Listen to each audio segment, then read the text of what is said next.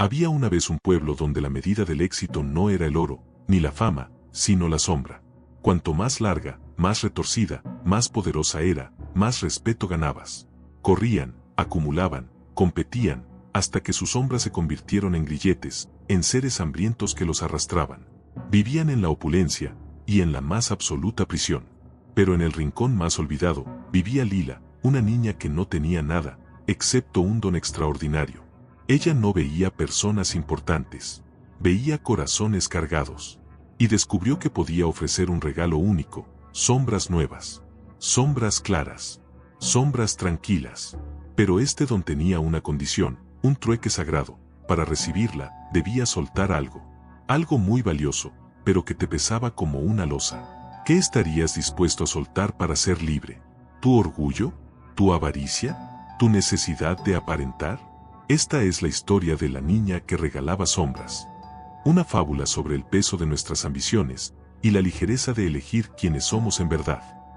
El pueblo de Elión vivía bajo un sol implacable que no calentaba el alma, sino que moldeaba las ambiciones en formas oscuras y alargadas. Las sombras de sus habitantes no eran meras ausencias de luz, sino entidades vivas que crecían con cada deseo insatisfecho, con cada envidia cultivada en silencio. Los hombres de negocios arrastraban sombras dentadas como sierras, las damas de sociedad, sombras que se enredaban como enredaderas de terciopelo negro, sofocantes. Era un espectáculo de oscuridad competitiva donde Lila, la niña huérfana que vivía en la vieja buhardilla de la calle del Horno, era una anomalía absoluta. Su sombra era pequeña, no más grande que un círculo de luz de luna proyectado en el suelo. Redonda, compacta y de un gris suave, seguía sus pasos con una lealtad silenciosa, sin estirarse avariciosa hacia lo que no tenía. Lila, acostumbrada a la soledad y a la mirada de lástima de los adultos, creía que su sombra pequeña era un defecto más, una prueba de su insignificancia. Hasta aquel atardecer de otoño, cuando el viejo Caspien, el último relojero del pueblo, se desplomó bajo el peso de su propia creación. Caspien, un hombre cuya sombra se había transformado en un engranaje gigante y oxidado que chirriaba con cada movimiento, había pasado décadas obsesionado con construir un reloj que midiera el tiempo del prestigio, no el de las horas.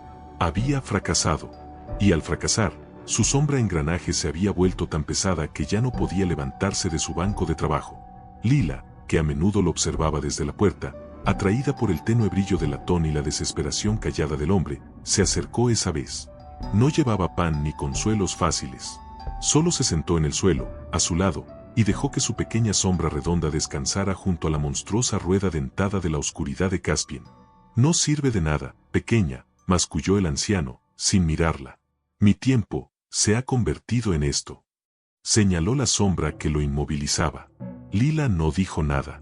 Extendió su mano, no para tocar al hombre, sino para posar su propia y pequeña sombra sobre el borde del engranaje oscuro. Y entonces ocurrió. No fue un choque, sino una fusión. Un lento y viscoso goteo de oscuridad pesada comenzó a fluir desde el engranaje hacia el círculo sereno de Lila.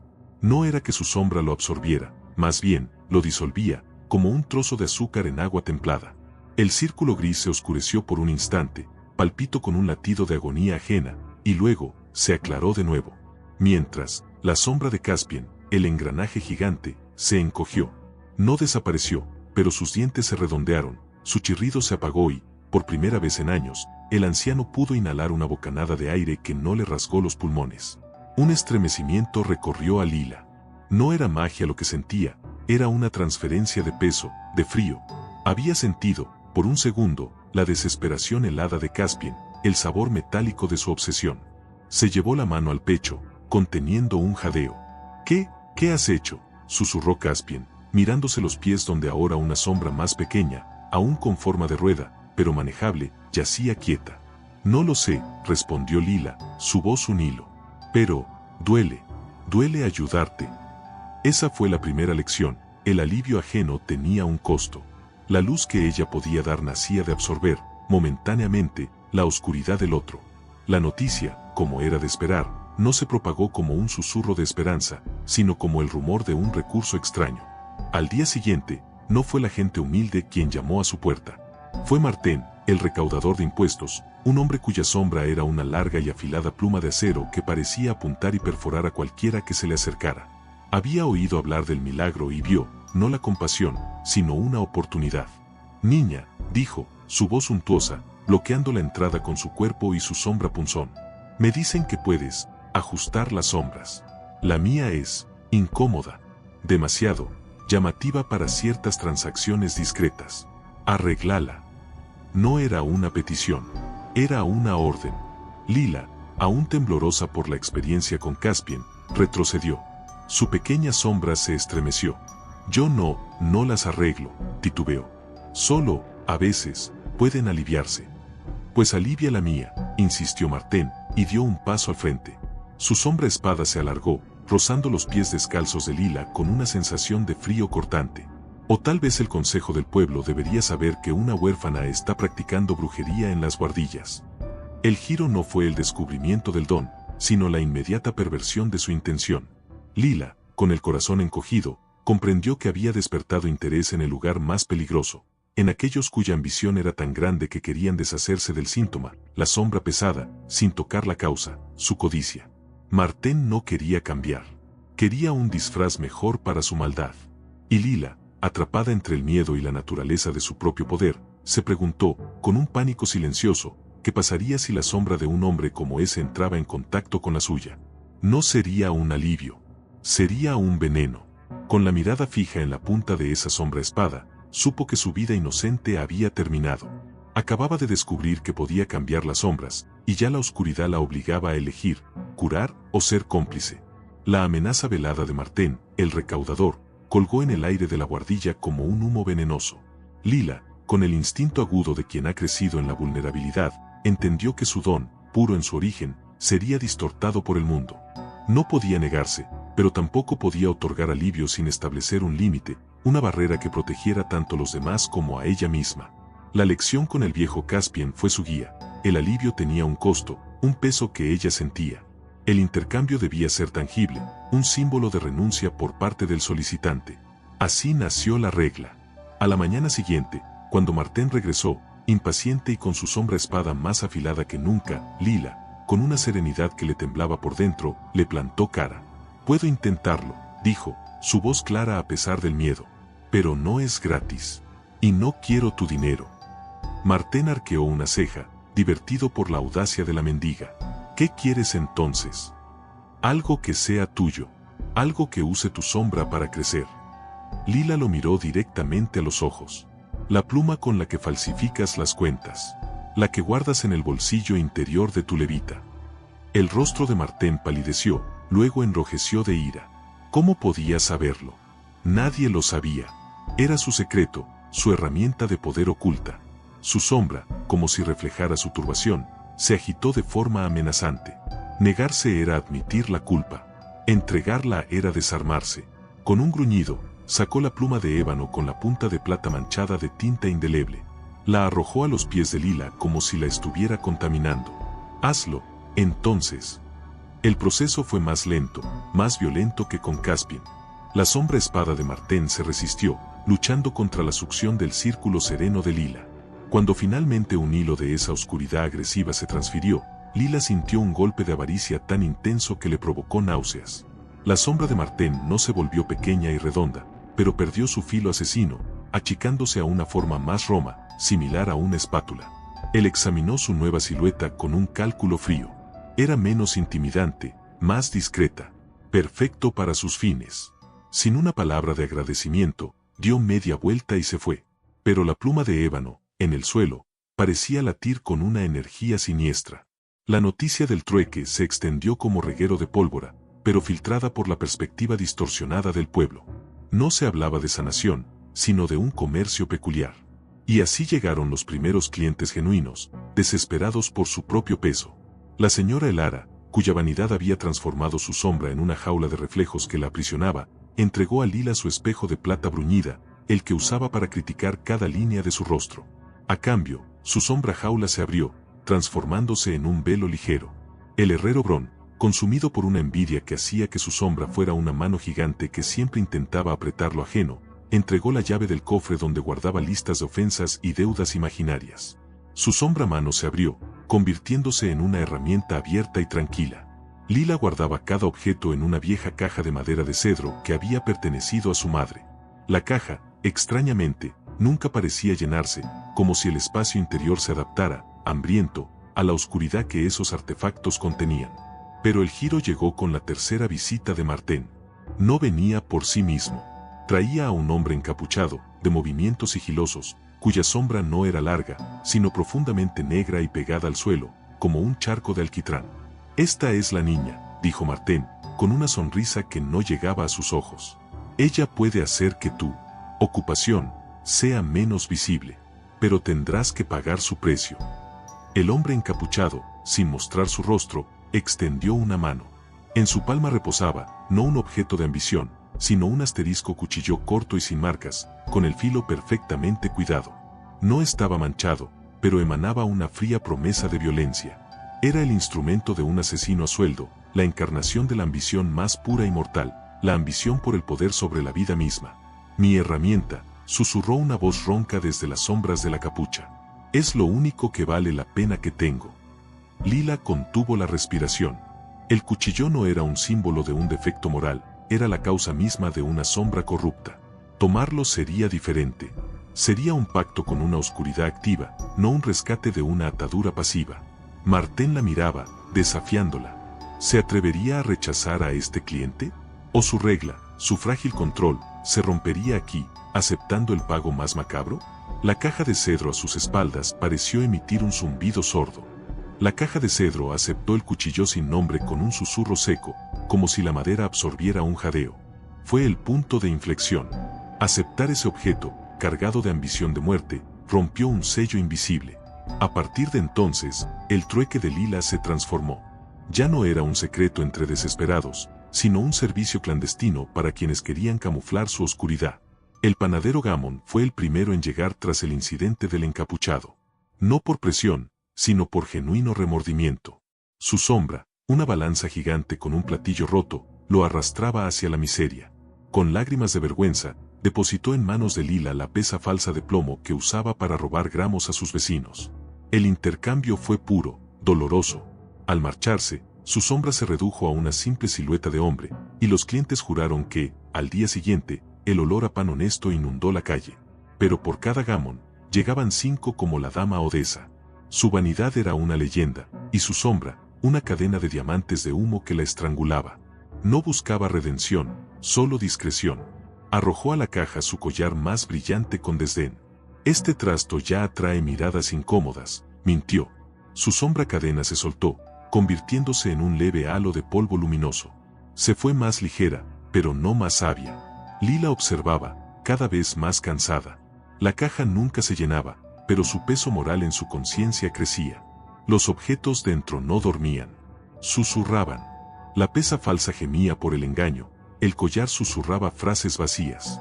Y el cuchillo guardaba un silencio absoluto y gélido que era el más aterrador de todos. El giro llegó con el último cliente del día, el propio Martén, de regreso. Pero no traía un objeto, traía una propuesta. «La caja», dijo, sin preámbulos, sus ojos brillando con una codicia nueva. «No está llena, pero contiene potencial. El Consejo de Comercio está interesado. Podríamos sistematizar tu servicio. Una tarifa estándar. Una sombra clara para todo el que pueda pagar el precio correcto». Lila sintió un escalofrío. Martén ya no quería solo un disfraz para su sombra. Quería asterisco comercializar la redención, vaciándola de su significado. Quería apoderarse de la caja. Antes de que pudiera responder, la caja de cedro, por primera vez, asterisco se movió. Un leve temblor recorrió sus costados, y un sonido sordo, como el latido de un corazón enorme y antiguo, resonó en la buhardilla. El collar de Odessa, dentro, emitió un tintineo fantasmal. La caja no era un contenedor pasivo. Estaba asterisco despertando. Y el cuchillo sin nombre, en su profundidad, parecía ser la llave. La propuesta de Martén fue la chispa. Entre los más ambiciosos de Elión, el prestamista Bor, la especuladora de tierra Sela y el propio Martén, se extendió la certeza de que la verdadera riqueza no era la sombra liviana, sino el instrumento que la concedía. La caja de cedro era una mina, un pozo sin fondo del que podían extraer poder ilimitado, otorgar alivio a otros, por un precio exorbitante, sin tener que renunciar ellos a nada. Observaron durante días. Vieron cómo la caja, desde la llegada del cuchillo, parecía respirar. Martén teorizó, no guarda objetos, guarda la esencia de la ambición. Podemos venderla al peso, destilarla, convertirla en un arma.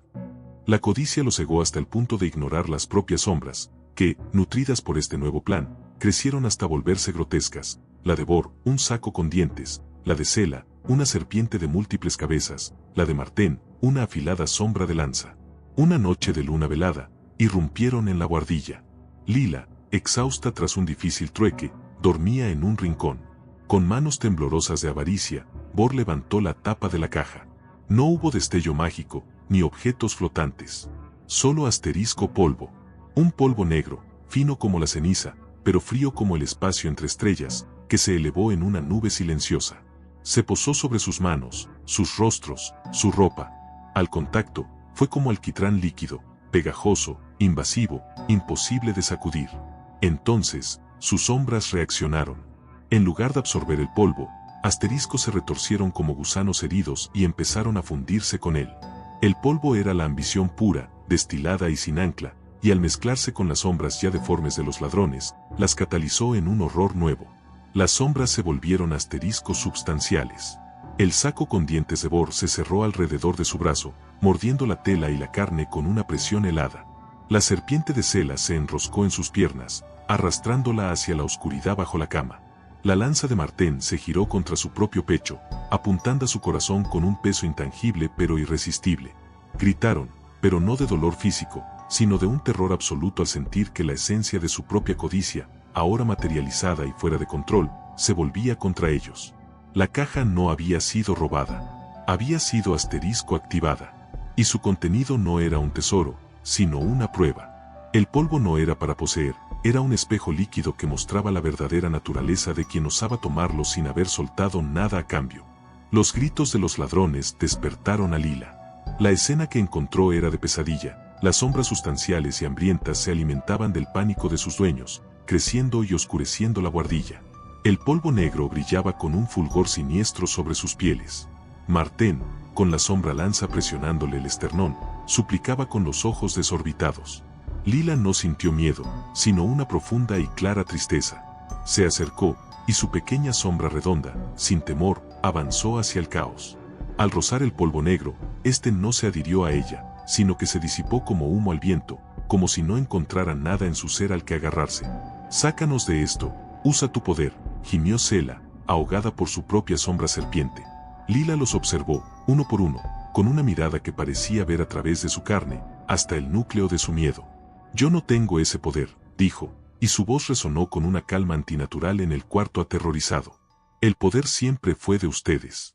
Lo que guardaba en la caja no era vuestra ambición, era el asterisco peso muerto que ustedes mismos le dieron. La vanidad del espejo, el filo de la codicia, yo solo los apartaba de su lado. Pero este polvo», señaló el fulgor negro que los cubría, «esto es lo que queda cuando la ambición se quiere tomar sin dar nada a cambio, el vacío, el hambre pura». Se arrodilló frente a Martén, cuya sombra lanza temblaba. «Mi regalo nunca fue una sombra nueva. Era solo un espejo para que vieran que la atadura estaba en sus propias manos. Para recibir paz, primero hay que asterisco soltar la guerra que llevan dentro. La sombra liviana, esa siempre estuvo aquí». Tocó su propio pecho, sobre el corazón. Un silencio cayó sobre ellos, más profundo que el terror. Y en ese silencio, ocurrió el giro final, asterisco la elección. Bor, con lágrimas de rabia y humillación recorriendo su rostro cubierto de polvo, murmuró, «Ya no quiero el saco». Al pronunciarlo, la sombra saco que mordía su brazo perdió densidad, volviéndose translúcida. Fue la clave. No era un hechizo de Lila. Era una asterisco rendición. Uno a uno, enfrentando el vacío que habían tratado de robar, los tres ladrones tuvieron que verbalizar su renuncia al deseo que los había llevado allí. «Renuncio al control», jadeó Sela. «Renuncio al engaño», confesó Martén, la voz quebrada. A cada renuncia, el polvo negro en sus cuerpos se secaba y caía como ceniza inerte, y sus sombras monstruosas se desinflaban, retrayéndose a sus pies, quietas, derrotadas, pero ahora asterisco propias. No eran sombras livianas y serenas como las de los primeros clientes, eran sombras cansadas, cicatrizadas, pero ya no tiran de ellos. Eran sombras que habían sido elegidas. A la mañana siguiente, el pueblo supo la historia. Y por primera vez, no miraron a Lila con lástima o avaricia, sino con un respeto silencioso. La caja de cedro estaba vacía y quieta, su labor terminada. Lila caminaba por la plaza, y su pequeña sombra redonda bailaba bajo el sol. La gente empezó a mirar sus propias sombras, no con temor, sino con responsabilidad. Habían aprendido, de la manera más dura, que la paz no es un objeto que se recibe o se roba. Es una elección diaria, un acto íntimo de valentía, la valentía de soltar.